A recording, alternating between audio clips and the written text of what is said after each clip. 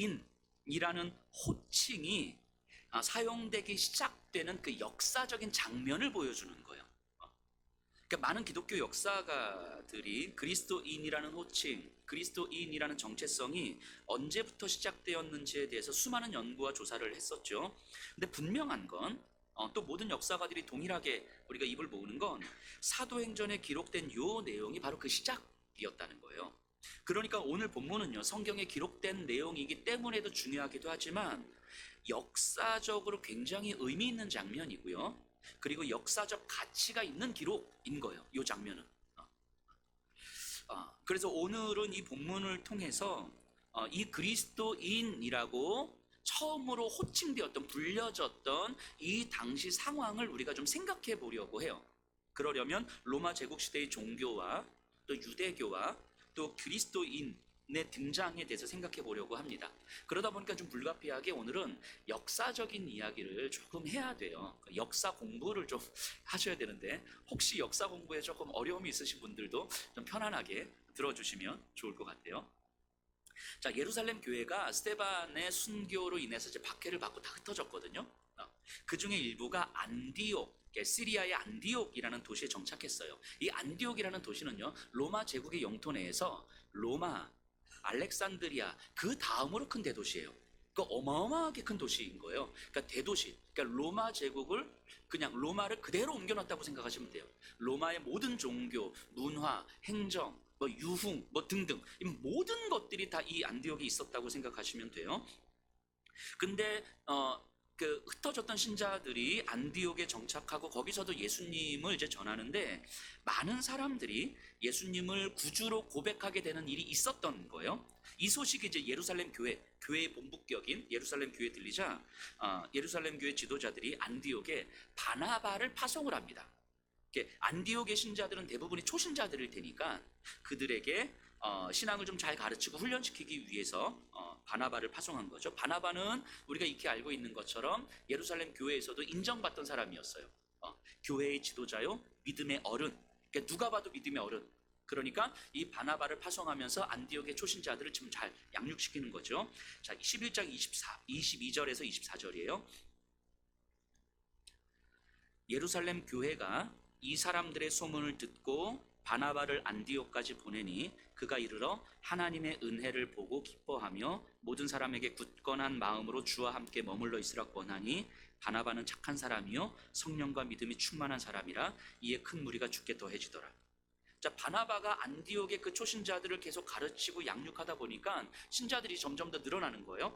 그러니까 이제 바나바가 감당이 안 되니까 이제 사울, 그러니까 그 다메섹으로 가는 길에 예수님을 만나고 꼬꾸라지고 변화돼서 다메섹에 있다가 예루살렘으로 있다가 암살 시도를 2번을 당하고 다소로 이제 피신해 가 있는 그 사울을 이제 찾으러 갑니다.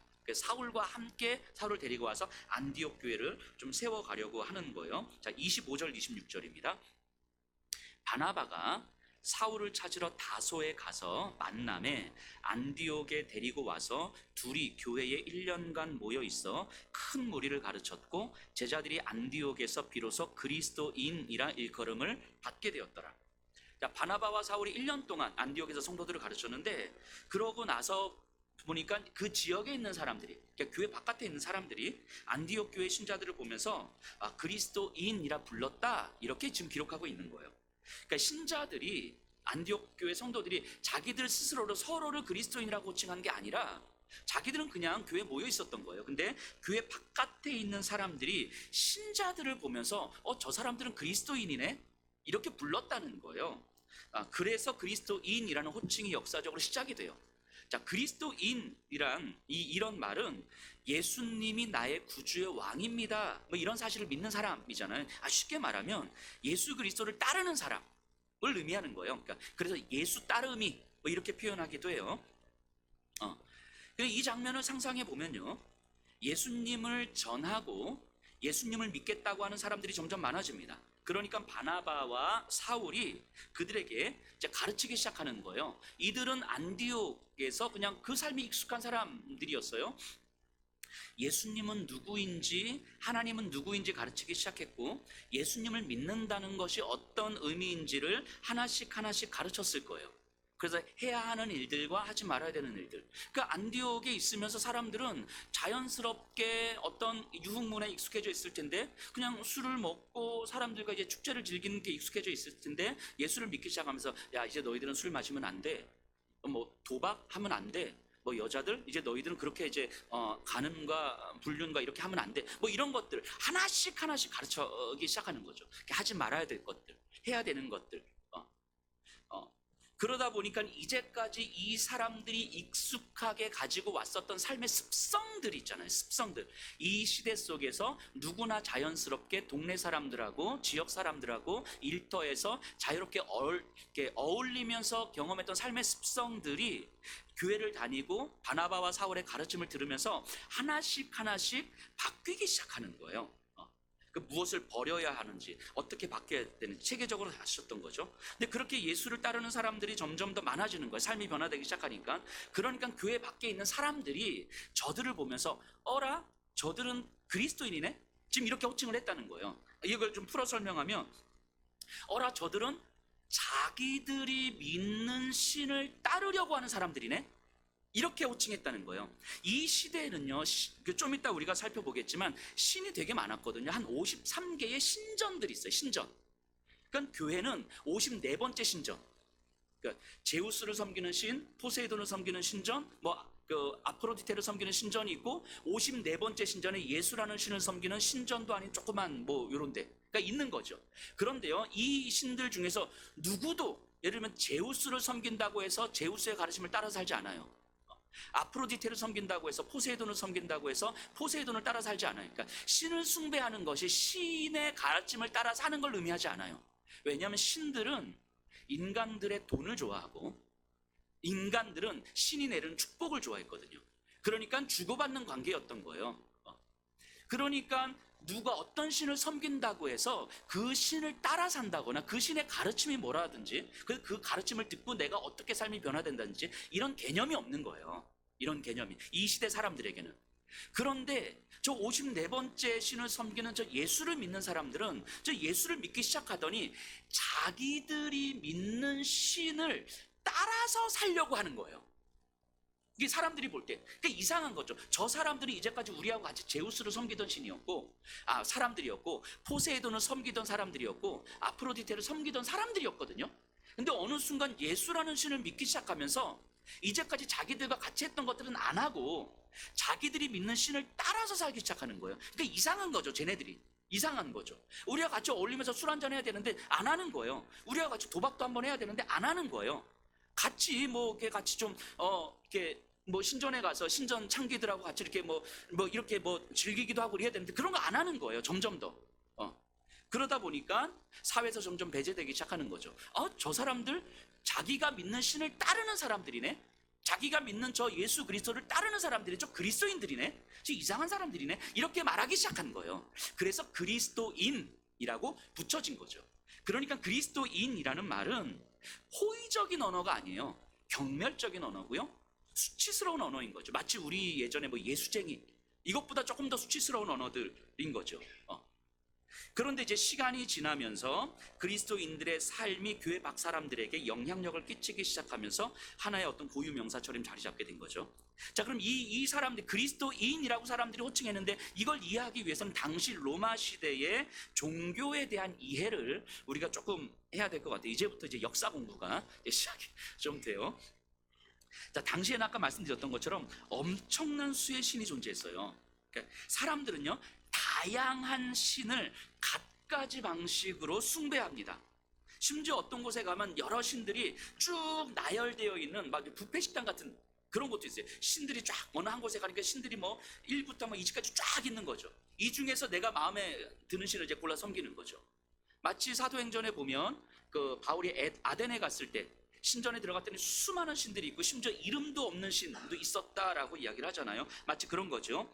그러니까 당시 사람들은요 내가 섬기는 신의 숫자를 굳이 제한할 필요가 없는 거예요. 오히려 내가 이 신을 섬기기 때문에 다른 신을 배타적으로 생각하는 이런 사고방식이 되게 되게 이상한 거죠.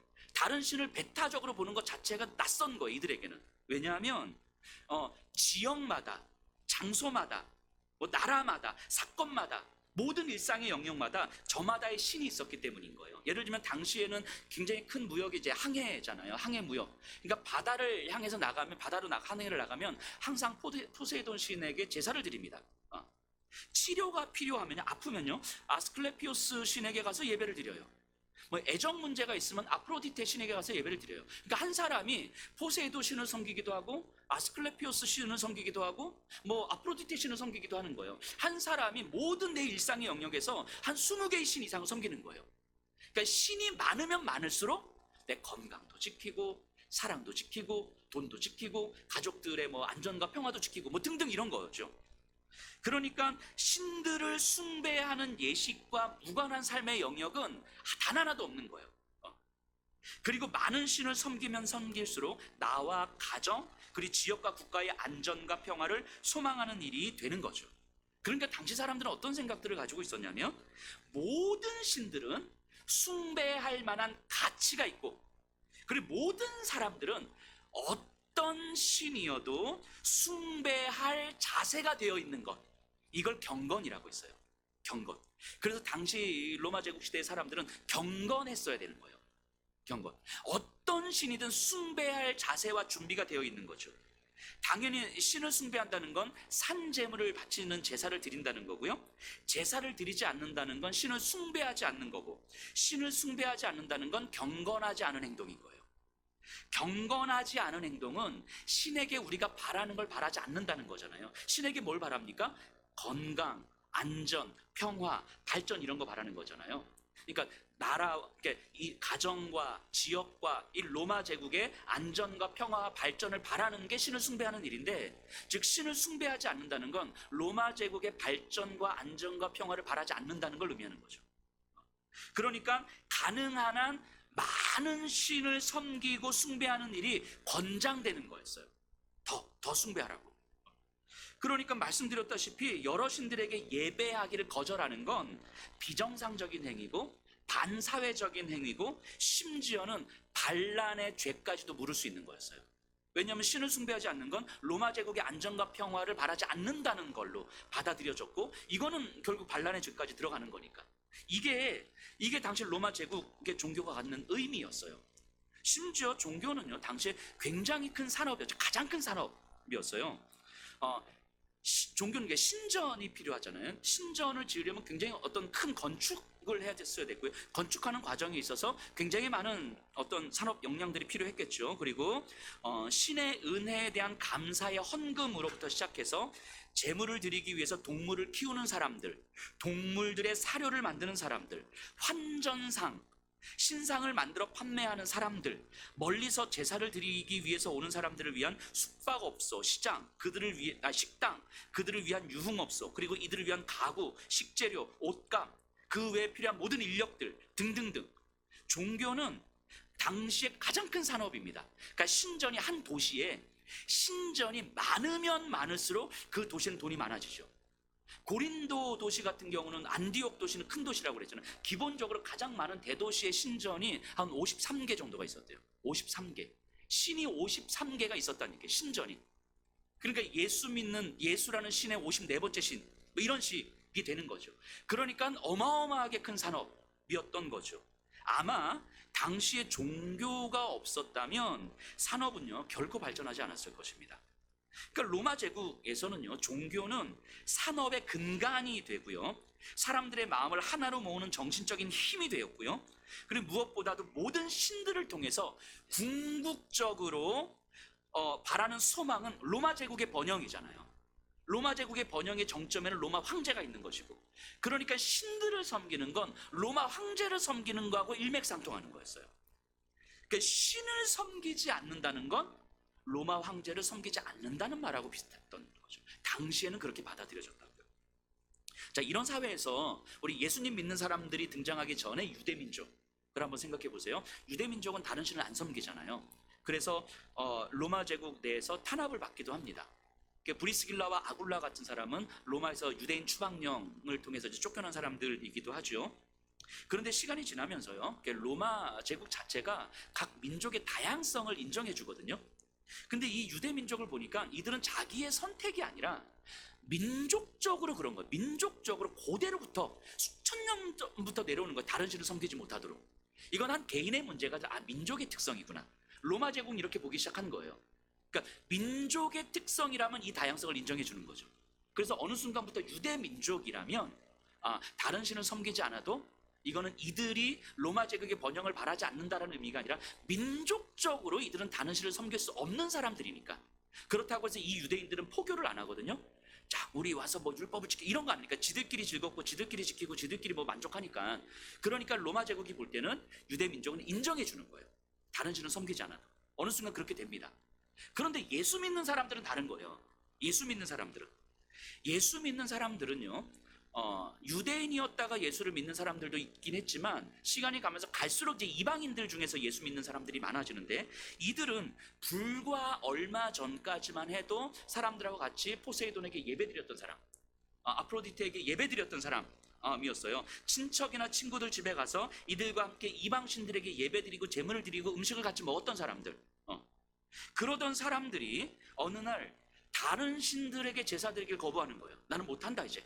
내가 믿는 신은 한 분 하나님이시고 예수 그리스도 따르는 것 말고는 나는 못한다. 그러니까 다른 신들에게 감사헌금을 내지도 않습니다. 제물을 사지도 않아요. 다른 아데미 여신을 신상을 사지도 않습니다.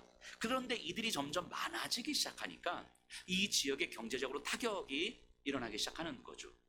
사도행전 19장에 보면 에베소에서 바울이 복음을 전하자 아데미 여신, 아르테미스 여신인 거죠. 이 아르테미스 여신의 신상을 만들어서 파는 그 장인들, 이걸로 생계를 유지하는 장인들이 막 데모를 일으키잖아요. 저 바울 저 사람들 때문에 우리의 생계가 지금 끊어질 위기에 처했습니다. 저 사람들을 몰아내십시오. 뭐 이런 게 그런 배경인 거죠. 또 이 예수 믿는 사람들이요, 가족들에게는 가정의 안전과 평화를 해치는 불효자가 되는 거예요. 가족의 수호신이 있는데, 우리 가정에 수호신이 있는데 이 수호신에게 예배를 드리려고 하는데 갑자기 이 아들놈이 못 드리겠다는 거죠. 나는 내가 섬기는 신 예수만 섬기겠다고 이야기하는 거죠. 그러니까 부모 입장에서 보면 갑자기 불효자가 되는 거죠. 너는 우리 가정이 안전하고 평화롭기를 바라지 않는 게냐? 뭐 이렇게 되는 거죠. 심지어 지역 사람들에게도 지역을 위협하는 사람들이 되는 거예요. 예를 들면 마을 사람들이 이제 항해를 나갈 때 마을 사람들이 다 모여가지고 포세이돈 신에게 예배를 드려요. 근데 예수님 믿는 사람들은 그 포세이돈 신에게 예배를 못 드리는 거예요. 마을 사람들이 돌을 던지기 시작합니다. 그 사람들에게. 또 마을에서 아픈 사람을 위해서 아스클레피오스에게 예배를 드리는데 예수 믿는 사람들은 그러지 않는 거예요. 그러니까 관계를 손절당하기 시작하죠. 사람들이 볼 때는요, 예수 믿는 사람들은 오직 한 분만을 예배한다는 건데 그게 이해가 안 되는 거예요. 이해가 안 되는 거죠. 심지어 예수 믿는 사람들이 예배 드리는 곳에 가면 뭐 신전도 없지요, 제단도 없지요, 제물도 없지요, 제사장도 없지요. 그러니까 신전이 없는데 어떻게 종교일 수가 있고, 제단이 없는데 어떻게 종교일 수 있고, 제사장도 없고 제물도 없는데 이게 어떻게 종교일 수 있겠냔 말이죠. 그러니까 이들이 볼 때 저들은 그냥 종교가 아니라 그냥 이단의 무리 같은 거예요. 그래서 당시 사람들이 예수 믿는 사람들을 고발하는 내용 중에 하나가 바로 무신론자였어요. 무신론자. 저들은 신을 숭배하지 않는 자들입니다. 경건하지 않은 자들입니다. 신을 숭배하지 않는다는 것, 로마의 발전과 번영을 바라지 않는다는 것, 그 로마의 발전을 저해하는 자들의 느낌인 거잖아요. 이렇게 경건하지 않은 자들. 그래도 무신론자입니다 라는 말은 로마의 발전과 평화를 저해하는 자들 이라는 의미인 거죠. 그래서 그 예수 믿는 사람들을 고발하는 고소의 제목 중에 하나가 바로 무신론자들이었던 거예요. 저들은 신을 믿는 자들이 아닙니다. 또 예수 믿는 자들을 고발했던 내용 중에 하나가 이제 식인, 그러니까 인간을 먹는 사람들이었다. 왜냐하면 이들이 뭐라고 생각했냐면 성찬을 하잖아요. 빵을 떼고 이제 이렇게 잔을 나누잖아요. 근데 이들은 어린 아기를 빵 속에 딱 넣고 그 빵으로 이렇게 딱 만든 다음에 어린 아이의 살을 뜯어 먹고 그 피를 마신다고 생각했던 거예요. 그러니까 저들은 완전 이단의 무리지. 이단의 무리. 이상한 식인 풍습. 그리고 혼음하는 사람들. 그러니까 남자와 여자들이 같이 모여가지고 막 형제요 자매요 서로 뭐 축복하고 뭐 이런 모습 보니까 저 난교를 하는 그 혼음하는 자들 뭐 이런. 그래서 무신론자, 식인 풍습을 가진 자들, 이 혼음하는 자들, 이 세 가지가 예수 믿는 사람들을 향한 고발의 제목이었어요. 그러니까 당시 로마 시대 사람들에게 많은 오해도 있었지만 예수 믿는 사람들의 삶 자체는 사실은 그냥 정말 결코 쉽지 않았을 거예요. 당시 정치인이었던 플리니우스라는 사람의 기록에 보면 이런 말까지 있어요. 기독교인이라는 이유만으로도 사형 판결을 받기에 충분했다. 이런 표현들이 있어요. 그래서 실제로 사형 판결을 받은 그 기독교인들 중에서 자신은 저는 기독교인이 아닙니다. 저는 예수님 안 믿을 겁니다. 뭐 이랬던 사람들, 배교했던 사람들에게 했던 일들이 이방 시인에게 기도와 제사 드리고 황제 형상 앞에서 이제 뭐 촛불도 켜고 그리고 마지막으로 예수를 저주하면 이제 풀려나는 뭐 이런 뭐 절차들이 있었다고 그래요. 그만큼 당시의 기독교인들은요, 로마 사회 내에서 심각한 문제를 일으키는 무리라고 여겨졌어요.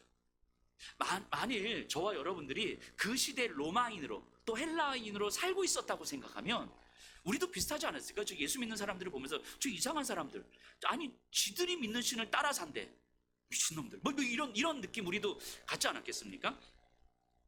그 예수 믿게 된 사람들이 친척들이나 친구 집에 놀러 가면 그들의 문화는 그랬으니까 우리 집에 놀러 오면 그러니까 우리 집에 수호신이든 뭐 어떻게 우리 같이 예배드리자, 그리고 같이 여기서 예배드린 음식 같이 나눠 먹자, 뭐 이거 계속 했을 텐데 예수를 믿게 된 사람들이 놀러 갔는데 그러고 있으면 못하는 거잖아요. 그런 것들.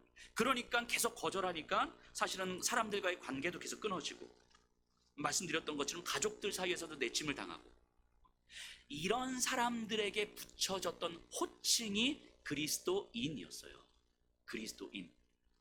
교회 밖의 사람들이 볼 때는 때로는 경멸하면서, 때로는 무시하면서, 때로는 박해하면서 붙였던 이름이 바로 그리스도인이었다고요. 우리끼리 붙인 이름이 아니라 이렇게 살아갈 수밖에 없었던 사람들을, 교회 밖에 있는 사람들이 이상하다 여기면서 붙여줬던 이름. 이 같은 배경을 고려하면 이들을, 그리스도인들을 둘러싼 반감, 갈등, 적대적 행위가 얼마나 빈번하게 그들의 일상에서 발생했겠습니까? 그래서 저는 이런 생각도 좀 가져봐요. 바울 선생님이 이제 이런 얘기를 하잖아요. 우상을 섬기지 마라. 이게 이런 말이 오늘날 우리에게는 너무 당연하게 들리는데, 이 시대를 살아가는 사람들에게 우상을 섬기지 않는다는 건 당시 사회에서는 살아갈 수 없는 내용인 거잖아요. 근데 이런 요구를 들었을 때 신자들이 맞서게 될 사회적 압력과 압박과 그 박해와 이런 것들이 충분하게 예상이 되는데, 이런 가르침들을 정말 일관되게 따를 수 있었을까? 이런 생각, 의문점도 좀 들기도 해요. 어쩌면 신앙도 지키면서 사회적 갈등도 피하고 싶은 이 마음들은 너무너무 간절하지 않았을까? 오늘날 우리들처럼요. 그 예수님을 믿는 사람들이 이런 생활 자체가 너무 힘들었을 거예요. 저 이런 상상을 좀 해봅니다. 오늘날 우리들이었다면 어땠을까? 여러분들, 저와 여러분들이 어땠을까? 여러분들 말고 다른 그래서 어땠을까? 이런 상상을 한번 해봐요. 어쩌면 우리도 이런 고민하지 않았을까요? 어떻게 해서라도 신앙생활도 하면서 조금은 덜 힘들 수 있는 방법을 찾지 않았을까요? 그러다 보면 어느 순간 신앙적인 질서는 점점 희미해져 가고, 야 그거 뭐 남들 다 하는 건데 뭐, 야 어디 보니까 어느 교회 장로님도 뭐 술 한 잔씩 다 하더라, 뭐 어때서, 뭐 담배 한 대 피는 게 좀 어때서, 뭐 이런 요즘에는 야 결혼한 사람들 여자친구 남자친구 생긴 그 문화야 그거, 뭐 이런 거 이런 이 어느 순간 신앙적 질서는 점점 더 희미해져 가고, 그러다 보니까 사회에서 굳이 그리스도인이라고 티내지 않으면서도 충분히 예수를 믿으면서 살 수도 있는 그런 삶을 살아가지 않을까라는 생각을 좀 해보게 됩니다. 굳이 그리스도인이라고 티내지 않으면서도 충분히 예수님을 믿을 수 있는 삶. 그런데 그런 삶이라면 교회 밖 사람들에게 굳이 그리스도인이라고 호칭되지 않는 삶일 거잖아요. 교회 바깥에 있는 사람들이 저 사람들을 보면서 저 사람들이 이상하네, 그리스도인이야, 이렇게 호칭되지 않아도 되는 삶. 왜냐하면 굳이 그리스도인이라는 것을 드러내지 않으면서도 예수 믿을 수 있다고 생각하는 삶이라는 것. 그렇지 않겠습니까? 근데 그런 삶이라면 우리가 굳이 여기 주일에 이렇게까지 모여가지고 성경을 배우고 말씀을 나누고 가슴을 치면서 몸부림치지 않아도 되는 삶 아니겠습니까? 만일 내가 그냥 굳이 그리스도인이라고 드러내지 않아도 나는 충분하게 예수님 믿고 살아갈 수 있어요, 나는 그런 살고 싶어요 라고 생각하시는 분들이 있으면 그냥 됐어요, 여기까지 됐어요, 예수 믿는 거 확인했으니까 가셔도 됩니다. 라고 해도 되는 거예요. 왜냐면 우리 이제 주일날 예배 드리니까 예수 믿는 거 하게 된 거잖아요. 그럼 가시면 되는 거예요. 그냥 나 이제 교회 갔으니까. 이제 내 일상에서는 굳이 내가 그리스도인이라는 걸 드러내지 않으면서도 나는 예수 믿는 거 확인됐으니까. 그럼 여기까지만 하고 가셔도 되는 거예요. 진짜로. 그런데 굳이 그런 삶이 그냥 그렇게 살아갈 삶이라면 그냥 사셔도 돼요. 그냥 사셔도 돼요. 그런데 성경은 분명히 이야기합니다. 교회 밖에 있는 사람들에게 그리스도인이라고 일컬음을 받게 되었더라. 성경은 분명히 이야기하는 거예요. 예수님을 믿는 사람들을 바라보면서 우리가 아니라 우리가 일상을 살아가고 있는 교회 바깥에 있는 믿음이 없는 사람들에게 우리를 보면서 어라 저 사람들은 자기들이 믿고 있는 신을 따라 살려고 하는 사람들이네, 이런 얘기를 듣더라는 거예요. 나는 예수가 누군지는 잘 모르겠는데 저 사람을 보니까 예수가 어떤 걸 가르치셨는지는 내가 알 수 있겠네, 이걸 보게 되더라는 거예요. 그러니까 나는 저 사람의 삶에 동의하지도 않고 저 사람의 삶을 이해할 수도 없고 저 사람의 삶을 인정할 수도 없지만 그럼에도 불구하고 저 사람은 자기가 믿는 신을 따라 살아가려고 애를 쓰는 사람이구나, 그리스도인이네, 이렇게 보는 거예요. 이렇게. 그게 세상이 우리를 인정하든 인정하지 않든 중요한 건 뭐냐면 예수를 따르는 삶이 무엇인지를 저 사람들을 보면 아는 거예요. 승리가 신의 축복이라고 믿으며 어떻게 해서든 이기려고 안간힘을 쓰는 세상에서 겸손과 내어줌이 축복이라고 말씀하시는 예수님을 따르는 삶이 무엇인지 저 사람들을 보면 아는 거예요. 가난은 신의 저주라고 믿는 세상에서, 당신은 그랬죠. 가난이라는 건 신의 저주였거든요. 이 시대에 가난한 자에게 자신의 것을 내어주는, 가난에 동참하는 삶을 살아가는 것이 부유함이라고 말씀하시는 저 예수님을 따르는 삶이 무엇인지는 저 사람들을 보면 아는 거예요. 이 세상이 그러잖아요. 가짜 사랑을 권하는 사회라고, 이게 최근에 나온 책 제목 중에 하나인데, 세상의 심리학자도 이 세상의 문제를 그렇게 진단을 하더라고요. 이 세상의 근본적인 문제는 가짜 사랑을 진정성 있게 권하는 사회다. 진짜 사랑이 없어지는 사회다. 그러니까 사람들이 믿지 않는 거예요. 아무런 이유와 조건 없이 자기를 내어주는 사랑이 이 세상에 실제로 존재하냐고. 사람들은 거기에 의문을 제시하고 궁금함을 제시하고 그런 건 없다고 이야기하는 거죠. 그러니까 내 안전을 추구하는 것이 가장 큰 미덕이 되는 사회가 오늘날 이 시대인 거잖아요. 그런데 진짜 사랑이 있다고 저들은 이야기하는데 신이 자기의 목숨을 버리시면서까지도 우리를 살리시기 위해서 죽으셨다, 그렇게까지 사랑하셨다고 저들은 이야기하는데 그런 게 어디 있어라고 말하는 이 세상 하면서 저들을 보니까 그게 진짜라는 걸 알겠네? 이게 세상이 우리를 볼 때 그리스도인이구나, 나는 저렇게 살지 못하겠는데, 나는 저런 삶이 이해는 안 되는데, 그런데 저 사람들을 보니까 예수가 무엇을 가르치셨는지는 내가 알겠구나, 그리스도인이구나, 이렇게 알게 되더라는 거예요. 그래서 사람들은 저 사람들을 보면서 그리스도인이라고 불렀다라고 이야기를 하는 거예요. 이게 예수를 믿는 거, 예수를 믿는다라는 것이라고 성경은 이야기하는 거예요. 우리가 굳이 내가 그리스도인이라는 것을 드러내지 않으면서도 예수 충분하게 믿을 수 있다고 생각하는 삶의 방식하고는 다른 거죠. 그래서 이 자리에는 그런 분들이 안 계시겠지만 내가 예수 믿는다고 이야기하면 사람들이 예수님을 욕할 것 같아서 차라리 저는 티를 안 내요. 자랑입니까? 자랑입니까? 이게 얼마나 비참하고 어리석은 이야기예요. 그래서 그리스도인들은 자신이 처한 사회적 현실 안에서 정말 치열한 믿음의 씨름을 했어야만 했던 거예요. 주인으로서, 종으로서, 남편으로서, 아내로서, 자녀로서, 가난한 사람으로서, 부자로서, 권력자로서 자기가 속해 있는 그 사회적 맥락 안에서 내가 교회를 통해서, 바나바와 사울을 통해서 배웠던 그것들을 가지고 살아가려고 치열한 믿음의 씨름을 했었어야 됐어요. 그래서 교회로 이들이 모였을 때는 공동체 안에서 서로를 향한 더 깊은 애착 관계가 형성이 되는 거죠. 바나바와 사울은요, 안디옥 교회의 성도들에게 각자의 사회적 맥락에서 어떻게 예수를 따를 것인지를 구체적으로 가르쳤고요, 그 가르침에 따라서 믿음의 씨름을 했을 것이고요, 그 씨름을 하는 성도들은 그 사회적 맥락에서 엄청난 상처를 받았을 것이고요. 엄청난 상흔들을 얻었을 것이고요. 그렇게 상처를 받았던 사람들이 교회로 모여서 서로가 서로를 향하여서 그 상처를 확인하고 그 믿음의 씨름의 흔적들을 확인하고 그것이 십자가의 흔적이라고 서로 받아들였기 때문에 십자가의 사랑으로 안아주는 전우회가 생기는 거예요. 이게 공동체 안에서 서로가 서로를 받아들이는 힘이었던 거죠. 어쩌면 그리스도인들이 자신이 속한 사회적 맥락에서 예수를 따르기 위한 믿음의 씨름을 처절하게 하지 않는다면, 그리스도인으로 일컬음을 받기 위한 삶을 살지 않는다면, 공동체로 서로 모였을 때 서로에게 보여지는 믿음의 씨름의 흔적들을 볼 수 없다면, 서로의 삶에 남아있는 그 믿음의 씨름의 그 상흔들을 볼 수 없다면, 서로를 향한 안쓰러움과 깊은 동정심 같은 거는 사실은 생기지 않을 수도 있고요.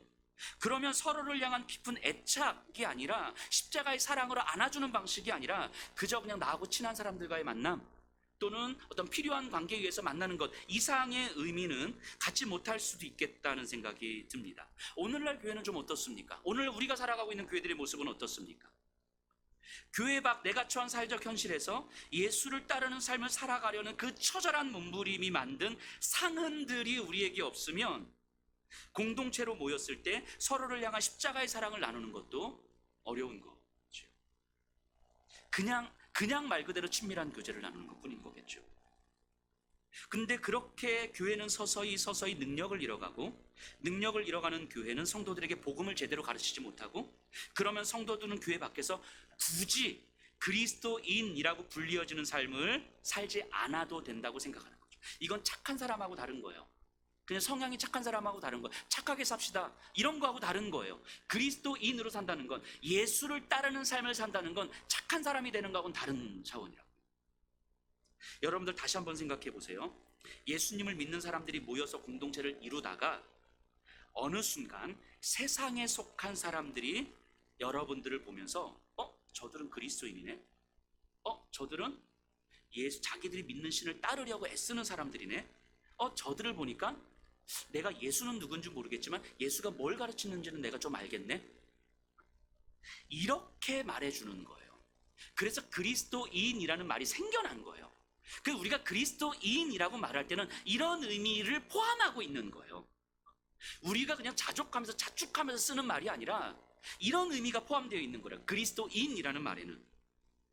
지금 우리를 보면서 우리 주변의 사람들은 저 사람들은 자기가 믿는 신을 따르려고 하는 사람이네, 저 사람들을 보면 예수가 무엇을 가르쳤는지 알 수 있을 것 같아, 우리를 이렇게 부르고 있습니까? 저 사람들은 진짜 그리스도인이야. 그리고 우리 공동체 안에서 서로가 서로를 그렇게 살도록 권면하고 가르치고 격려하고 있습니까? 그리스도인이라는 말이 우리가 스스로 붙인 말이 아니라 교회 밖 사람들이 우리에게, 교회 밖에 있는 사람들이 여러분들에게 붙여준 이름입니까? 안디옥 교회 성도들이요, 로마 제국의 현실 앞에서 성경의 가르침을 따르기에는 참 많은 어려움과 힘겨움이 있었을 텐데도 불구하고 바나바와 사울의 가르침을 따랐던 이유가 뭐겠습니까? 그들의 가르침을 따랐던 이유가, 안 따르면 되는데, 그냥 적당히 타협점을 찾아갔으면 됐을 텐데, 그럼 오늘날 이런 기록도 없을 텐데, 그리스도인이라 일컬음을 받았더라 이런 기록이 없어도 그냥 됐을 텐데, 굳이 이들이 바나바와 사울의 가르침을 따라가지고 이런 일이 생긴 거잖아요. 그렇죠? 그들은 분명히 알았던 거예요. 이 세상에는요, 어떠한 소망도 없다는 것을 그들은 알았던 거죠. 참된 신이신 하나님의 사랑을 모른 채 살아간다는 것이 얼마나 비참하고 얼마나 근시안적인 삶인지 그들은 알았던 거죠. 오직 예수님 안에서만 하나님의 사랑 안에 거할 수 있음을 그들은 알았던 거예요. 그 사랑 안에 거할 수 있다면 다른 것들은 배설물처럼 여길 수도 있음을 그들은 알았기 때문인 거죠. 이 세상에서 우리가 살아갈 수 있는 최선이라는 건 결국은 조금 더 안전한 삶일 텐데, 조금 더 풍요로운 삶일 텐데, 조금은 더 상처 덜 받는 삶일 텐데, 근데 그런 삶이 결국은 우리를 살리는 삶이 아니라는 것을 아는 거죠. 남들보다 덜 상처받을 수 있고, 남들보다 덜 힘들 수 있고, 남들보다 덜 절망할 수 있고, 남들보다 덜 아플 수도 있고, 남들보다 덜 불편할 수 있지만 덜 불편할 뿐인 것이지 결국은 그것이 우리의 인생의 소망이 될 수 없다는 사실을 이들은 알고 있는 거죠. 이들이 믿는 신이라는 건 우리의 돈을 좋아하는 신과 우리에게 풍요로운 축복을 내려주는 신이 전부였을 테니까. 그러니까 이들은 거기에서 소망이 없다는 사실을 알았기 때문에 교회로 모였고, 왜냐하면 교회에서만 진리를 가르치고 교회에서만 복음을 가르쳤고 교회에서만 어떻게 살아가야 되는지를 가르쳤기 때문에 그 교회로 모였고, 교회 가르침에 따랐고, 그리고 교회 가르침에 따라서 살았고, 그러다 보니까 너무 힘들었고, 그러니까 또다시 교회로 모였고, 서로를 위로하고 서로를 격려하고 또다시 교회 가르침에 따라 살았고, 이렇게 살았던 거예요. 그들이 볼 때 교회도 마찬가지였잖아요. 교회는 곧 무너질 것 같았거든요. 박해와 핍박 속에서 무너질 것 같았거든요. 그런데 이들은 믿었던 거예요. 교회는 절대로 무너질 수 없다는 것을. 왜냐하면 이들에게는 믿음이 있잖아요. 십자가의 죽음도 절망일 수 없다는 사실을 믿는 거잖아요. 세상이 다 이긴 것 같고 우리는 비참하게 절망의 깊은 심연 가운데 빠져있다 할지라도 이것이 절망이고 이것이 패배고 이것이 끝이 아니라는 사실을 믿는 사람들이 여기 모여있는 사람들인 거잖아요. 그러니까 교회가 무너질 것 같고 로마 제국이 교회를 완전히 뒤흔들어도 교회는 무너지지 않는다는 사실을 이들은 믿은 거예요. 그래서 교회가 위험해도 교회로 모였고, 모이지 말라고 그래도 가르침을 들었고, 그리고 교회 안에 머무른 것이 아니라 이들의 삶의 현장에서 살아냈고, 겸손으로, 배려로, 사랑으로, 나눔으로, 양보로, 내어줌으로 살아냈고, 바보 같은 삶을 살아냈고, 그리고 그 삶의 결과가 그리스도인이라고 불림을 받은 거죠. 그렇게 그들은 교회로 모였고, 교회를 섬겼고, 교회를 세웠고, 교회를 통해서 끊임없이 더 새로운 사람들을 그리스도의 소망 안으로 불러들인 거죠. 교회가 세워져 감에 따라서 자신들의 믿음 또한 확증됐기 때문인 거죠. 그 동네에 있던 사람들 생각해 보세요. 동네에 있던 사람들이, 저 옆에 있는 사람, 여기 앞에 있는 분들이 어제까지, 아니 지난달까지 나하고 같이 이렇게 술 먹고 포세이돈을 섬겼던 사람들인데 갑자기 나하고 같이 안 어울리는 거예요. 이 동네에서. 그래서 손가락질하기도 하고, 수치를 주기도 하고, 사회적으로 배제시키기도 하고, 사회적으로 중요한 일이 있을 때 이 사람들을 빼기 시작하기도 하고, 찐따를 주기도 하고, 때로는 돌도 던지기도 하고, 욕도 하기도 하고, 이 사람 집에 똥바가지를 붓기도 하고, 등등등. 이런 일들을 계속 경멸하고, 수치를 주고, 모욕을 주고. 근데 1년이 지나고 2년이 지나도 이들은 자기의 삶의 태도를 안 바꾸더라는 거예요. 여전히 자기들이 믿는 신을 쫓아가더라는 거죠. 그 여전히 모욕하고 경멸을 주는데 어느 순간 보니까 저 사람들이 근데 소망이 있네. 근데 저 사람들 안에는 우리가 가질 수 없는 어떤 사랑이 있네. 저기 안에는. 이게 보이기 시작하는 거죠. 우리가 살아가는 세상을 한번 보세요. 우리가 살아가는 세상을. 우리는 더 편안함을 추구하지만 사실은 갈수록 더 불안하잖아요. 우리가 깊이 생각하지 않아도 우리가 살아가는 현실은 그냥 감각적으로도 와닿잖아요. 더 많은 지식을 우리 자녀들에게 가르치지만 자녀들의 삶은 갈수록 더 두려워져 가는 거잖아요. 더 많은 편리함을 누리지만 사실 우리는 더 많은 결핍을 누리며 살아가는 거잖아요. 이제 세탁기와 건조기까지 있는 우리의 현실이 결코 만족스럽지 않은 거잖아요. 열심히 살아왔는데 앞으로 더 열심히 살아가야만 하는 거잖아요. 근데 그럴수록 우리가 더 행복해져 갑니까? 주위의 사람들과 더 깊은 신뢰적 관계를 만들어 갑니까? 정말 인생은 살만하구나 라는 소망을 품게 합니까? 안 그러잖아요. 우리는 감각적으로 경험하잖아요.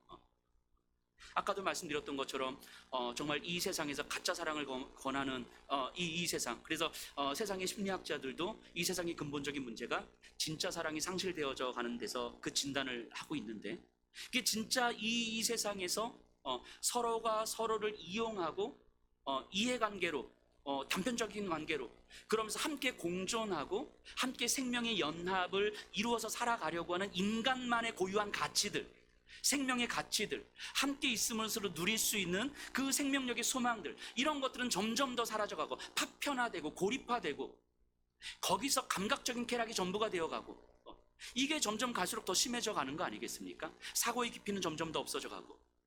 어느 그 책에서 보니까 그러더라고요. 현대인들의 평균 집중력 시간이 65초래요. 65초. 무언가 하나를 보고 하나를 집중할 수 있는 게 65초 되면 딴 데 돌리고, 딴 데 봤다가 TV 하나를 깊게 이거 보다가 저거 봤다가만, 이런.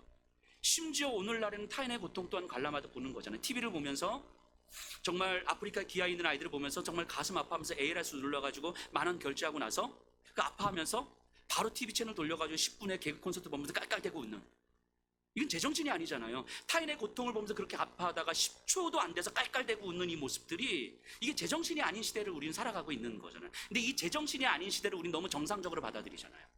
이게 우리가 살아가는 시대예요. 여러분들이 살아가는 시대고 우리 자녀들이 더더욱 살아가야 될 그 시대라고요. 타인의 아픔도 나의 구경거리가 되어가는 현실들.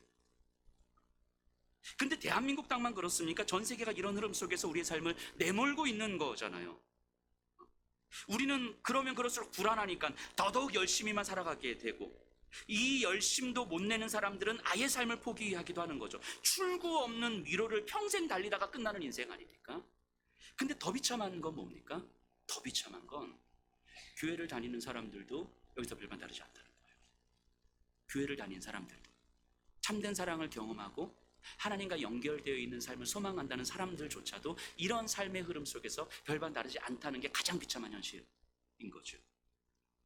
세상이 이렇게 흘러간다는 걸 볼 수 있다는 것 자체가 통찰력이잖아요. 이런 걸 통찰력이라고 하죠. 근데 이런 세상에서 그러면 어떻게 살아야 되는가에 대해서 사회 각 영역에서 저마다의 의견들을 내놓잖아요. 근데 많은 책들을 읽어봐도 사실은 이 미로 안에서 찾을 수밖에 없는 미로의 답인 거잖아요. 그러니까 답이 아닌 답일 수밖에 없는 거잖아요. 근데 창조주 하나님께서 우리에게 내려주신 답이 뭡니까? 바로 예수님이잖아요. 예수님. 미로 안에서는 답을 찾을 수 없기 때문에 세상 바깥에서 세상을 창조하신 하나님께서 이 세상 안으로 들어오셔서 우리에게 하나님과 연결시켜 주시는 분, 그분이 예수님이잖아요. 예수님을 믿고 예수님과 연합되어 예수님과 함께 예수님을 따라 살아가는 것 외에는, 이 삶 외에는 다른 소망이 없다는 것을 아는 거예요. 이게 믿음이잖아요. 하나님과 연결되지 않은 세상은 이미 소망이 없는 거니까. 안디옥의 성도들은 이것이 믿어진 거예요. 고린도전서 8장 5절에서 6절에서 우상 잼을 이야기하면서 바울이 이렇게 이야기하거든요. 제가 한번 읽어볼게요. 한번 들어보세요. 비록 하늘에나 땅에나 신이라 불리는 자가 있어 많은 신과 많은 주가 있으나 그러나 우리에게는 한 하나님 곧 아버지가 계시니 만물이 그에게서 났고 우리도 그를 위하여 있고 또한 한 주 예수 그리스도께서 계시니 만물이 그로 말미암고 우리도 그로 말미암아 있느니라. 여러분들 이 사실이 믿어진다는 것이 얼마나 큰 은혜인지 상상해 보세요. 이게 보니까 이제까지 53개의 신을 섬기는, 아니 한 인간이 한 20개, 30개의 신을 섬기는 삶을 살아간 거예요. 많은 신이 있고 많은 주가 있고 그렇게 살아가는데 어느 순간 나에게 예수님이 믿어진 거예요. 한 분 하나님이 계시고 한 분 주 그리스도가 계시고 이분이 참된 신이고 이분이 참된 아버지고 이분만이 참된 생명과 소망의 길이라는 것이 믿어졌어요. 저기는 진짜 신이 아니구나라는 게 믿어졌어요. 근데 이거를 아무도 이해를 못해. 저 사람들은 여전히 그렇게 살아가요. 저 사람들이 날 무시하고 경멸하고 수치를 주고 모욕을 줍니다. 그렇다고 해서 어떻게 내가 저 사람들의 삶을 따라가냐고요. 이것이 믿어지는데 오히려 저 사람들의 삶이 더 안타깝고 안쓰럽고 어떻게 하면 저 사람들에게 진짜 소망의 길이 무엇인지를 알려줄 수 있을지에 대해서 고민하게 되는 거죠. 이게 안디옥 성도들의 삶이었다고요. 그러다 보니까 여기서 배제당하고 수치를 당하고 경멸을 당하는데 이들은 삶의 길을 바꿀 수가 없었던 거예요. 그렇게 시간이 가다 보니까 어라 저 사람들은 그리스도인이네, 어라 저 사람들은 예수를 따르는 사람이네, 어라 저 사람들은 자기가 믿는 신을 따르는 사람들이네, 이렇게 이야기를 들었다는 거예요. 이게 믿어진다는 것이 아픔이지만 얼마나 큰 감사입니까? 세상에서 부딪히는 것보다 예수를 따르는 것이 비교할 수 없이 큰 은혜고 힘이고 능력이라는 사실을 알게 되는 것, 이게 감사인 거예요. 그러니까 바나바와 사울은 성도들에게 더 선명하게 가르치는 거예요. 이렇게 가르쳐서 저들의 삶이 얼마나 힘들지 알아요. 그럼에도 불구하고 가르치는 거예요. 그리고 성도들은 그걸 따랐고 그렇게 여기 살아가려고 애를 썼고 그냥 이 자리에 앉아가지고 그렇구나, 그렇구나, 아멘 하고 돌아간 게 아니고 듣고 이 말씀을 따라서 사는 것이 이게 소망, 가서 부딪히는 거 뻔히 알면서 사는 거예요. 그 결과 그리스도인이라는 별칭이 붙었다는 거예요. 그때나 지금이나 똑같잖아요. 그래서 여러분들은 지금 여기 예수평화교회로 모여 있는 거 아닙니까? 그래서 지금 이렇게 예배 드리고 있는 거 아닙니까? 그거 아니라면 굳이 이렇게 모여 있을 이유가 우리가 뭐가 있겠냔 말이죠. 그냥 나 예수 믿는 사람이니까 집에서 예배 드리시면 되지, 성경 보시면 되지, 뭐따로 굳이 여기까지 와가지고 말씀 듣고 앞에 계신 분들은 새침도 하시면서 이렇게까지 듣고 계시냐 말이죠. 여기서 성경을 배우고 여기서 예수를 따르는 삶을 배우고 그리고 그 말씀을 가지고 그대로 따라 살아가려고 그 감동을 한번 느껴보려고 예수께서 우리의 유일한 소망이시라는 것. 그래서 내 삶을 짓누르고 억누르는 그 삶의 무게감과 박해와 힘겨움과 절망과 상처의 그 모든 깊이도 나를 구원하신 예수 그리스도의 사랑에 비하면 이거 정말 아무것도 아니었다는 사실을 우리가 정말 경험하고 싶어서, 그리고 그 경험이 우리의 인생을 이끌고 간다는 사실을 우리도 경험하고 싶어서, 그렇게 살아내야만, 아니 그렇게 성령께서 우리를 그렇게 인도해 가실 때에만 우리의 인생을 바라보면서 누군가는 저 사람 그리스도인이구나 라고 말할 테니까, 그거 소망이 되니까 지금 이 자리에 앉아 있는 거 아니겠습니까? 세상과 부딪힘을 감당하겠다고, 내 게으름을 감당하겠다고, 그래서 내 게으름을 끊어내고 내 욕망을 끊어내고 안 되지만 그렇게 믿음의 씨름을 해보겠다고 이 자리에 앉아 있는 거 아닙니까? 그런 여러분들을 보면서 세상엔 누군가는 자기 인생에서 발견할 수 없는 소망을 보는 거예요. 여러분들은 어떤 사람이에요? 십자가의 죽음도 절망이 아니라고 믿는 사람들이잖아요. 그걸 경험한 사람들이잖아요. 십자가의 죽음도 나에겐 절망이 아닙니다라고 살아갈 수 있는 사람들이잖아요. 내 인생에 아무리 깊은 어둠이 있다 할지라도 이것이 내 인생을 무너뜨릴 수 없습니다라는 믿음의 고백으로 살아가는 사람들이잖아요. 그러니까 여러분들의 그 삶의 절망이, 깊은 상처가 누군가가 바라볼 때는 왜 저 삶의 절망과 깊은 상처가 저 사람을 무너뜨릴 수 없는가? 누군가는 여러분들을 보면서 궁금해지기 시작하는 거예요. 왜 내 인생의 절망인데 저 사람에겐 절망이 아닌가? 궁금해지기 시작하는 거예요. 그 삶을 소망하기 때문에 지금 이 자리에 있는 거 아니겠습니까? 여러분들 그렇게 살도록 하는 곳이 바로 교회잖아요. 바나바와 사울은 그렇게 성도들을 교회로 세워갔어요. 위태위태한 교회였지만, 박해 속에서 무너질 것 같은 교회였지만, 그들은 그 교회를 통해서 여전히 하나님의 일하심을 경험하며 성도들에게 가르쳐야 될 것들을 선명하게 가르쳤고, 그리고 성도들은 그렇게 바나바와 사울과 함께 교회를 세워갔고 그리스도인으로 살았던 거죠. 세상 한가운데서 예수를 따르는 무리로 존재했던 거예요. 이렇게 생각해보면 기독교 2000년 역사를 돌아보면요, 교회가 이 땅에서 뿌리 뽑힐 것 같았던 그 위태위태한 순간들이 한두 번이 아니었던 거잖아요. 더 이상 교회가 존속할 수 없었겠다라는 순간들이 한두 번이 아니었을 거잖아요. 물론 그러는 가운데 많은 교회들이 세상에서 살 길을 찾아서 타협하기도 했고요. 하지만 그런 타협은 교회가 존속하는 길은 아니었었을 거예요.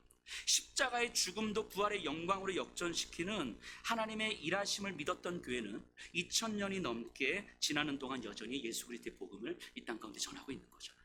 그리스도인이라고 일컬어지고 있는 거잖아요. 저는 예수평화교회도 다시 한번 생각해 봤어요. 예수평화교회가 지나는 동안에 진짜 못해 먹겠다. 오해하지 마세요. 성도님들 때문이 아니고 제가 힘들어. 못해 먹겠다. 이제 끝났다. 이제 교회 못하겠다. 이제 뭐 이런 순간들이 사실은 여러 번 있었잖아요. 근데 그럼에도 벌써 8년이 지났고요. 8년이 지난 동안에 흔들리고 무너지고 했던 그런 우리가 절망했던 그 모든 순간들, 하지만 결국 도망가지 않으면서, 피하지 않으면서 예수를 따르는 삶에서 경험된 하나님의 일하심을 우리는 이제까지 경험해 오고 있는 거 아닙니까? 이것이 화려한 모습은 때로는 아니더라도 도망가지 않은 우리들의 모습에서, 피하지 않은 우리의 모습에서, 흔들리고 위태위태했던 그 무너질 것 같던 그 모든 순간들에 그럼에도 불구하고 예수의 십자가의 은혜 앞에서 예수를 따르고자 몸부림쳤을 때 경험됐던 그 하나님의 일하심을 이제까지 우리 경험해 오고 있는 거 아닙니까? 예수를 따르는 자들의 무리로, 그리스도인이라 불리는 사람들로 살아가려고 정말 치열하게 몸부림치는 그 성도님들, 지금 이 자리에 계신 성도님들을 볼 때마다 여전히 하나님은 교회를 통해서 일하고 계심을 믿게 됩니다. 여러분들을 통해서 정말 저 삶이 예수를 따르는 삶이겠구나, 저렇게 처절하게 몸부림치고 죽을 것 같았는데 나 같으면 이미 교회를 떠나도 한참 전에 떠났겠다라고 하는 그 모습에도 불구하고 여전히 믿음 앞에서 씨름하면서 십자가 앞에서 살아내려가는 그 모습들을 보면 여전히 하나님은 교회를 통해서 일하고 계시는구나, 여러분들을 통해서 일하고 계시는구나 라는 것을 보게 되는 것 같아요. 그럴수록 더더욱 선명히 성도님들에게 예수를 따르는 삶을 가르치고 보여주고 함께 살아야겠다는 생각을 해보게 됩니다. 제가 누누이 말씀드리지만요, 도망만 가지 말고 붙어 있으라는 거예요. 도망만 가지 말고 붙어 있으면 되는 거예요. 붙어 있으면. 그러다 보면 복음의 생명으로부터 시작돼서 우리에게 그 복음의 능력이 무엇인지를 경험하게 되는 거죠. 그러니까 성도님들도 교회를 바라보시면서 교회가 이 예수평화교회가 잘 되나 안 되나 내가 한번 지켜보자. 이렇게 구경꾼으로 계시면 안 돼요. 여러분들 다른 성도들을 바라보면서 그래 저렇게 뭐 앞서서 하는데 그 저 사람의 삶이 얼마나 변화되나 한번 보자. 이렇게 심판자의 자리에서 있으시면 안 돼요. 또는 교회가 나한테 뭘 해줘야 되는 거지? 교회가 나한테 뭘 해줄 수 있지? 이런 자기중심적인 영적인 어린아이로 남아 계셔도 안 되는 거예요. 이게 얼마나 어리석은 생각입니까? 여러분들 한 사람 한 사람이 교회인데 여러분들이 교회를 세워가시는 분들이라고요. 교회 적극적으로 참여하셔야 돼요. 이게 뭔가 일해 뭐 이런 차원의 문제가 아니라 교회를 세워가는데 참여하셔야 되는 거예요. 그게 뭐든 이게 작은 봉사든 아니면 뭐 교사든 순장이든 청소든 아니면 교회 안에서 필요한 일이 뭐가 있는지 살펴볼 수 있는 눈이 있으셔야 되고 동참할 수 있는 마음을 가지셔야 돼요. 왜냐하면 그것은 결국 다른 성도들을 향한 마음이고요, 사랑이고요, 이것이 결국 성장이기 때문인 거예요. 이런 것들이 없으면 다른 성도들을 향한 마음도 없고 사랑도 없고 그럼 성장도 없는 거고요. 그럼 여전히 구경꾼이나 심판자나 영적 어린아이로 남아있는 거예요. 그런데 그 다른 성도들 향한 사랑, 마음, 성장이 경험되는 과정에서 때로는 사랑도 경험하고 기쁨도 경험하고 신뢰도 공감도 경험하고 때로는 억울함도 경험하고 상처도 경험하면서 우리 안에서 서로 십자가의 상처들을 바라보면서 보듬어주면서 함께 세워져 나가는 거예요. 그런 일들이 우리에게 반복되면서 여러분들이 속한 사회적 맥락에서 믿음의 씨름을 해가는 거예요.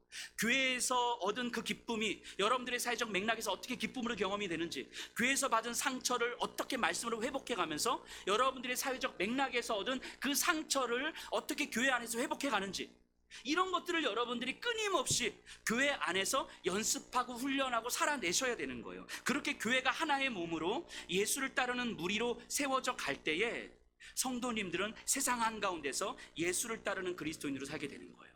교회 안에서 구경꾼으로 남아있으면서 영적 어린아이로 남아있으면서 세상에서 그리스도인으로 살아간다는 건 불가능하죠. 그렇기 때문에 저는 여러분들에게 다른 길을 가르치지는 않을 것입니다. 때로는 여러분들이 듣고 싶은 말이 아닐 수도 있어요. 하지만 예수를 따르는 길, 매우 부담스럽고 힘겹지만 그리스도인으로 불리어지는 길을 저는 가르칠 것이고, 또 그렇게 저도 살아내려고 애를 쓸 것이고 성도님들과 함께 살아갈 거예요. 그렇게 살아가고 싶지 않으신 분들은 제가 끝까지 끌고 갈 거예요. 이렇게 끝까지 끌고 갈 거예요. 나 혼자 죽을 순 없다. 이렇게 끝까지 끌고 갈 거예요. 그러니까 성도님들도 적극적으로 동참하셔야 됩니다.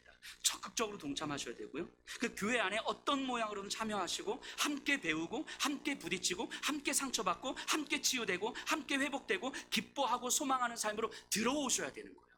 그래야 여기서 여러분들을 다시 사회적 맥락, 여러분들의 세상으로 다시 나갈 수가 있는 거예요. 그랬을 때 여러분들을 보면서 세상은 이렇게 이야기합니다. 그리스도인이다. 여러분들의 삶이 그리스도인으로 불리어지기를 간절히 소망합니다. 우리 다 같이 일어나셔서 주를 찬송하겠습니다.